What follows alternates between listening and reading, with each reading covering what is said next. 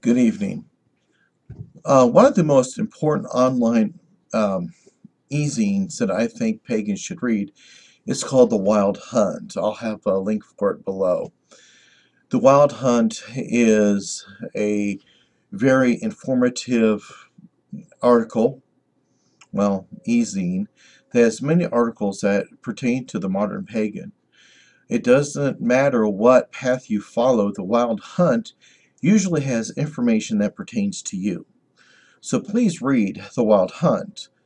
Um, I saw an article by them today called Whispers and Speculation, American Council of Witches 2015. Now, this brings back some bad memories because there was an attempt to create the American Council of Witches back in 2011. But let's start off with talking about the original American Council of Witches, and that happened in 1973. Um, Carl Llewellyn, who is the owner and chairman of Llewellyn Worldwide, which is a large publisher of occult books, got together some very influential people in early paganism, and they created the 13 Principles of Belief. Which was a general set of principles pertaining to pagans and witches and that. Later, this information was subsequently put in the 1978 edition of Army Military Chaplain's Handbook, which was, from what I remember right, was the sole purpose of this council, was to help the government understand how we pagans believe and how we do our thing. It was a wonderful, wonderful thing, and this was like a one-time deal with this council. Well, back in 2011, a person decided that they were going to recreate this council, and they kind of changed the name. It became the U.S. American Council of Witches, and it just started on the bad foot. I mean, there was questions about fundraising, who was on the council. They wouldn't answer questions. People were appointed into positions, and it was just a major mess. A lot of people, including myself, did a lot of research and was trying to inform everybody that we could that, hey, something doesn't sound right here, be careful. And soon enough, that council concept fell apart. The people involved with it, they washed their hands with it, and it was done, and I was hoping that I'd never have to deal with this again. But unfortunately, there is a new one coming along, the American Council of Witches 2015. And this group is also surrounded with shadows. There's questions that they're not willing to answer. They say we have to be patient. There's a deadline that then after this deadline, then all the questions will be answered. And I don't like it. To me, there's something missing here. They are saying that there's already people set up in this council, so we don't know how these people were picked. What's the role of the council, mission statement, finances? There's so many questions that need to be answered that aren't.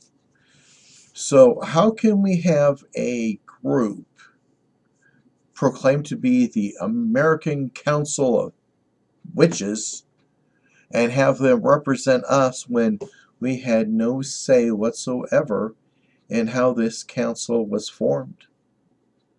So please be careful out there. Pagan league, tongue-tied. Pagan leadership is a major task to pertain and to jump into, because trying to be a pagan leader in this country is like herding cats. No. We pagans are too independent, we're too headstrong, and because we have so many scars of Christianity, we don't want anybody telling us how to believe. We don't want anybody to say, well, these pagans do it this way, when some of us are going, no, we don't. We have such an open belief system that it's going to be very, very hard for any group to really represent us as a whole. I have recently stuck my nose into this new American Council of Witches and explained to them that I think that they will fail, because it's just the way that they are not answering any questions that makes me believe that they're going to fail. And unfortunately for them, I'm a headstrong type of person. And so I explained to them my problems with their little group. And we'll see if they answer. We don't know. So, excuse me just one moment.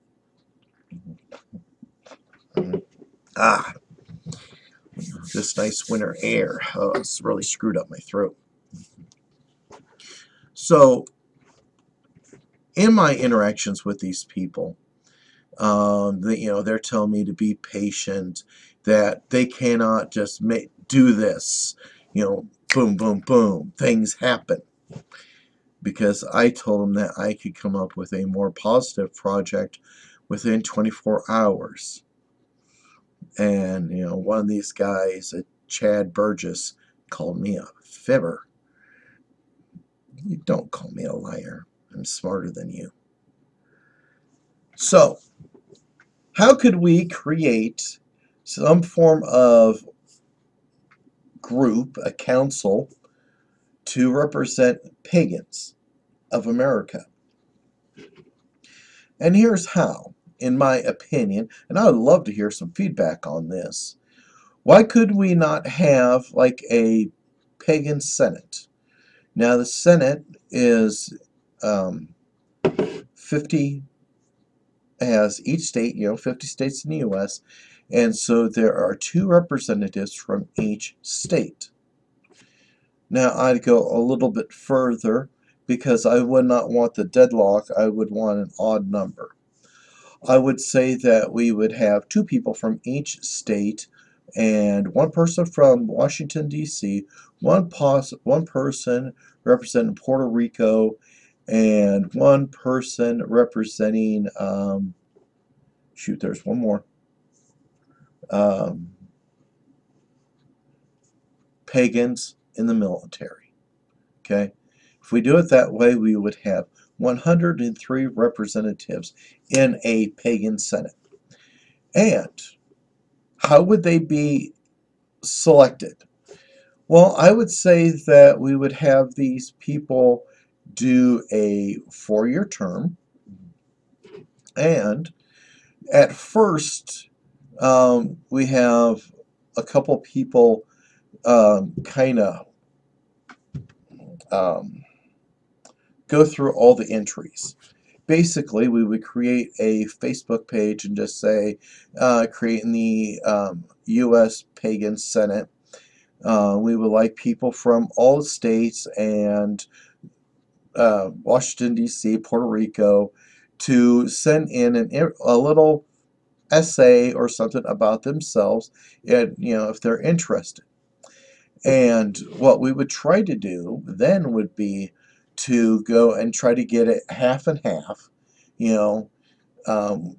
basically be 51 or 52 males, 51 or 52 females, so that we never have to worry about, we got 75 females and 20 28 males. There's a gender problem there. No, we would try the first time, while we're selecting, to basically try to split in half as best as we possibly can between males and females. Then the next thing I would say in the first selection would be going through and figuring out everybody's religious beliefs. Because, Wicca does represent a large portion of the U.S. pagans. I believe that, yes, we should have a more majority of Wiccans in this pagan Senate. But the whole idea is also to have every religion represented. So then if we notice that, well, we got 4 druids over there, we should make sure we get at least 1 druid in there. That person over there is an Odinist. That's the only Odinist. We better make sure that person's in there. And we try to make sure that every religion is represented by, tongue-tied again. We try to make sure that every religion is represented in the pagan Senate. And so then, every religion would have a representation in how things were made. So, okay, that's how we get the members. Finances. Now, finances is always a tricky thing there. And I think we would have to do like a Kickstarter program at first. And then I heard Pantheon, Patreon. Well, we can then do a Patreon account afterwards so that people can, solely contribute as they want to. And so if we're not doing a very good job, then, people would not give any money. And, well, hey, fine. We screwed up. People stopped sending us money. That would show that we lost our connection with the people. We would have to disband. But if we do an excellent job, people would have a great reason to give us more money. And thus, what we wish we do with the actual U.S. Congress, pay them for the work that they've done. Okay, so we would have a way to get money, but then we'd have to figure out, well, how do we spend it? Well, I think we would have to have a group of people, one from each area, meaning that we'd have one for like the Pacific Northwest, one person from the Southwest, one person Central States, one person New England area, another one in the Southeast. And these 5 or 6 people will look over our finances, how much we would get in from like Patreon and such. But then only have one person being able to access that account, so that if there was any questions of money being misappropriated, that only one person can be held accountable, and one person would then have to face any legal consequences for their actions. Okay?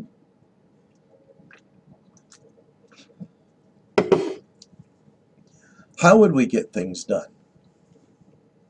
Well, the Senate works on submitting motions. What we could do is, we have a lot of people that have access to webcams. We can have these representatives create a short video on what they want to have done for the pagan community, and they would submit it on the pagan channel, kind of like a collaboration channel, where they get to put in what they would like to have done. And then everybody can just watch the videos. We put in responses, and we come to an understanding. There is still chat rooms out there, places that we can, everybody can get in and talk. I think would be the best way to do it, because we are talking about a large distance. Especially if if we got people from Alaska wanting to talk to people in Florida, that's a lot of money, to get everybody together. So I think that Internet communications would be the best way to handle that. That's my idea right now. Checks and balances. Um, that is one thing I said that I thought that they needed, because we would have to make sure that this wasn't, 4 or 5 people on a power trip. Um,